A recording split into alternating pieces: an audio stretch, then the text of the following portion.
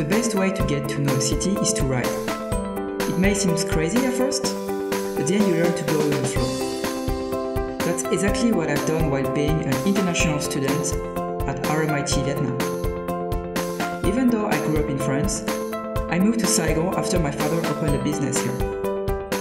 Attending RMIT made a lot of sense, because it's an English-speaking university with state-of-the-art facilities and classrooms, and a diverse teaching staff and student body.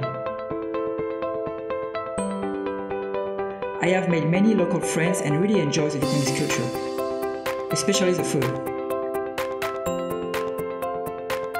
It's quite an experience living here in Vietnam, which is just a hop, skip, and a jump to so many different countries in Asia and Southeast Asia.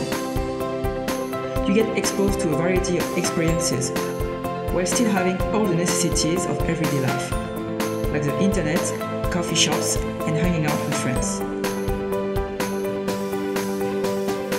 I don't feel like I'm missing anything that I had back in France. And the weather is much nicer too. Studying at RMIT is just not about education. It's about the life experience. It's about making new paths. I really found my path here at RMIT Vietnam. Expand your horizon.